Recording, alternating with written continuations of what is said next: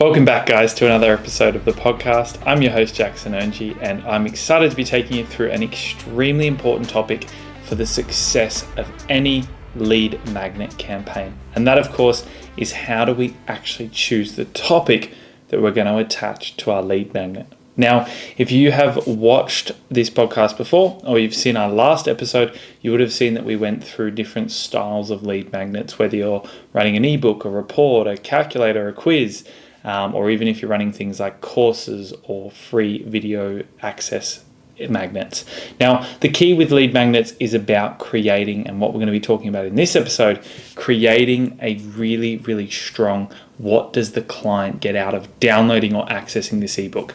That's going to get you to the point where you can have an ebook or a report or a lead magnet that's generating you very, very cheap leads that are at a very high quality rate. Now, when we look at lead quality versus price, we've got to remember to detach that. When we're running Facebook ads or we're running social media ads and we're using a lead magnet, if you get the lead magnet right, it's targeting the right people, it's targeting the right person, it's getting the right education across to them around how you help them, then that's going to create a very high quality lead. Now, that doesn't change the fact that they're a high quality lead. It's not going to change the fact that you can generate them for quite cheaply or as a lower cost.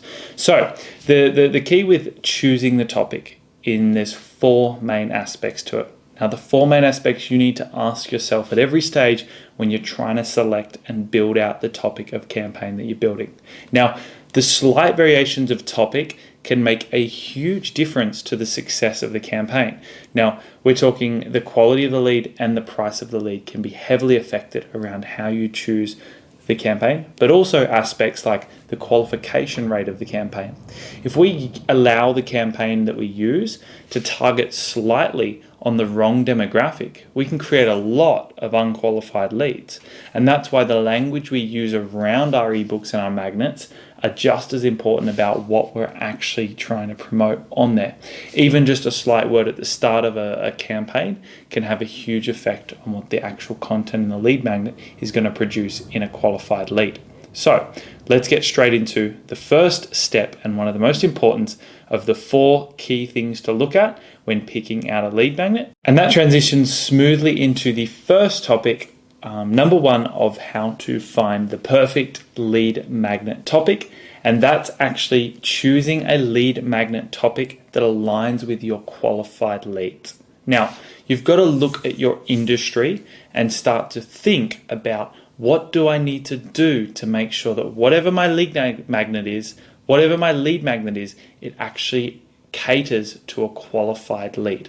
If you're in the financial industry, you're going to want to make the lead magnet around, if you're wanting to work with more higher priced clients, people that have got $200,000, $300,000, $400,000 in their savings, you're going to want to utilize the language and the interests of people that would have that much money in the lead magnet. The topic becomes about them. The topic no longer becomes about how to get to $400,000 in your super or in your savings, because they've already got that. Now, what you want to flip on is how can you best maximize if you have over 400,000? So the slight shift in how we say things can make a huge difference on the campaign.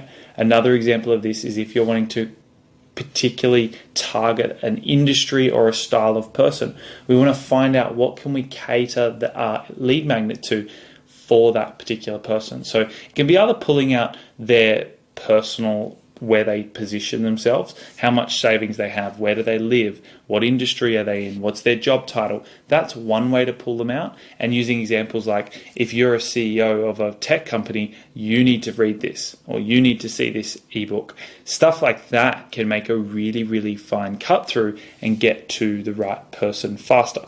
So being able to pull someone out in the topic of ebook that you have is the most important. So what I want you to do is start to look and list out in your head or on paper, what are the actual qualified leads and where do they sit? Now, it doesn't have to be industry, it doesn't have to be job, but you've got to find out what do they need to have to be a qualified lead. The key here is to rule out exactly who is the ideal client and what makes them qualify.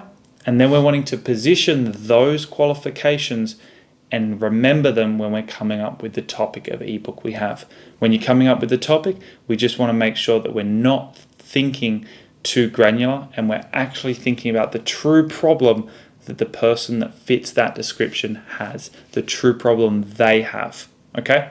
And the best way to find that out would be from surveying your clients or from speaking to your sales team and getting a better understanding of what the qualified leads pain points are. Again, we're looking backwards on how can we find the pain point and trigger that pain point inside of the topic of our lead magnet. That transitions us smoothly into number 2 on our list today, and that's, does the topic align with the core pain point that your client has? Now, the pain point or desired outcome, we can look at that in 2 different ways. The topic of the ebook can either sit on the fence of the desired outcome, or it can sit on the fence of the pain point. Now, depending on the industry you're in, you're going to want to be able to either move people away from pain, which is their desired outcome, or trigger the pain point as to get their interest. Now, either one can work really, really well, but what you're trying to identify is what does your qualified lead sit at and what is going to get them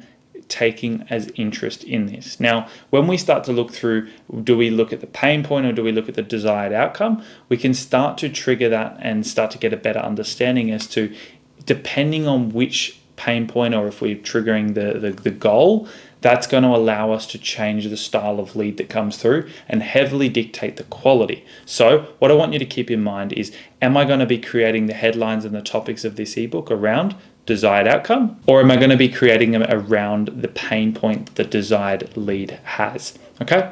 Now, once you can understand which side you're going to be looking at, you can then start to look at what topic you're going to narrow in on. Now, remembering the topic has to cater to the client, not to what the business's needs are.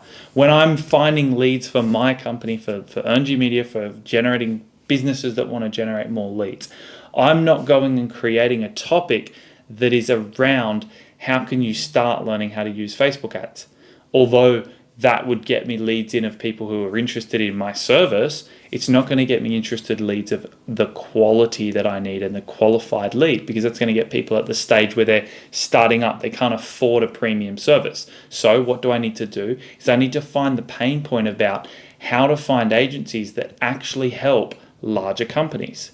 So how to find Facebook strategies for larger companies. Those two there cater far more heavily towards a business that is in the position to find a company that can help them generate leads, because the ebook is topicked around their pain point, that they can't find an agency that actually knows how to generate leads. So when we look at pain point intent or desired outcome intent, we're making sure that whatever the topic is, it actually is catering to their personal problems, not the problem you inflict, because that's what you hear on a sales call all the time, but it's about remembering what's their actual pain point that they're going through. And when we can resurface that, we're going to get a much better result through that process. Now, there's always a fine line between that pain point and desired outcome. So you just need to balance between which side of the fence you're going to sit on. And of course, you can always make the asset piece and then have different pieces of content utilizing that asset piece. So you don't always have to have a very clean cut, this is the end and be all. You can sort of sit around the fence and then create both sides initially, test both sides, pain point or desired outcome, see what gets a better quality, and then niche into whichever one does get the best conversions. Now that transitions us really well into stage 3 of this video, and step 3 is, of course, how do we get the best transition from asset piece or lead magnet through to a sale or a converted lead? How can we transition that person into the next stages of the sales cycle? Now, if you get the initial stage of this right, and someone downloads the ebook, they download the asset piece, and they truly get their pain point answered, they truly get their pain point valued, that is going to make the transition to you calling them and trying to sell them a much more efficient road. Now, the answer to this is that you don't always have to be just calling the leads. You can start to create upsell funnels. So when they download an asset piece, they then get offered an extra upsell. That might be booking a calendar call. That might be joining a webinar. That might be downloading another asset piece. Now, it's up to you and your business and the model you're trying to run as to how you want that to work. It might also even be, just to jump back, you might even want them to actually upsell and purchase something through the website and purchase a course or anything along those lines. the way you're going to do that is to get the asset piece and the magnet perfectly fitting and answering the pain point that they had. If you can show them that you can answer that pain point, it's going to transition across very, very easily to the next stage of the sale.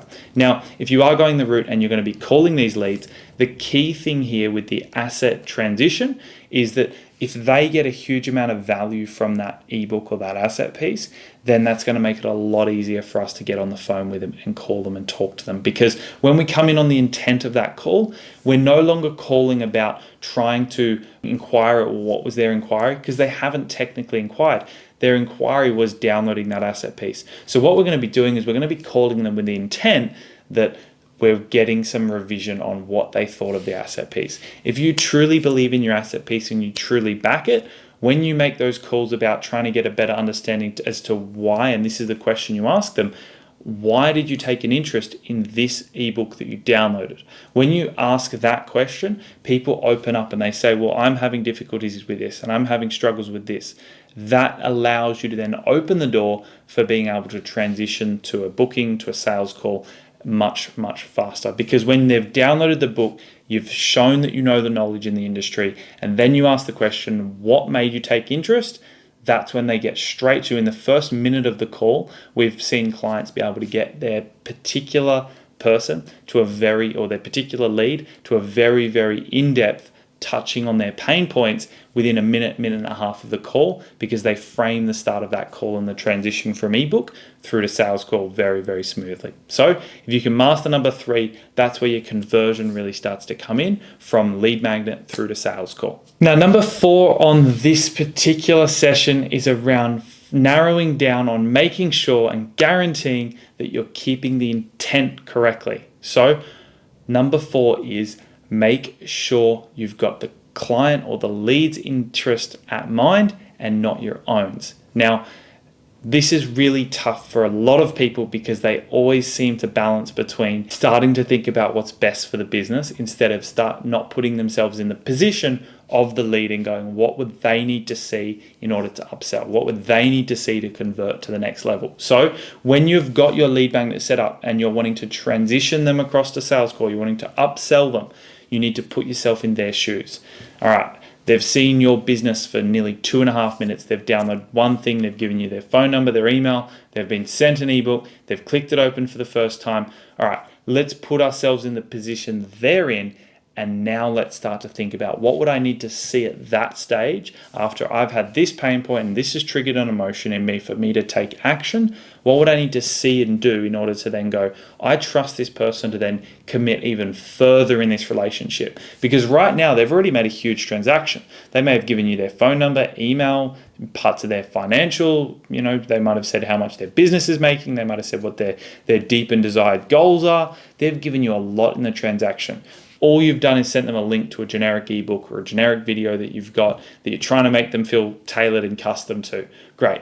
Put yourself in that position now, and then let's go, well, how can we move forward from that? How can we make sure that we understand this is what they would then need to see to build that trust relationship further to be able to then book the next session? So that's stage 4 of this particular step, because that is the most important, to make sure that once you've got all of this built at each stage of the funnel, you need to understand and put yourself in the position of the person with your, coming back to number 1, the problem that you've solved. So making sure what makes a qualified lead. So coming back to number 1, what makes a qualified lead? If we can make sure that every stage of the funnel is catering to the pain point or the desired outcome of who's our qualified lead, then you can categorically know that you're moving in the right direction and you're going to start to get a better quality lead at a much lower rate.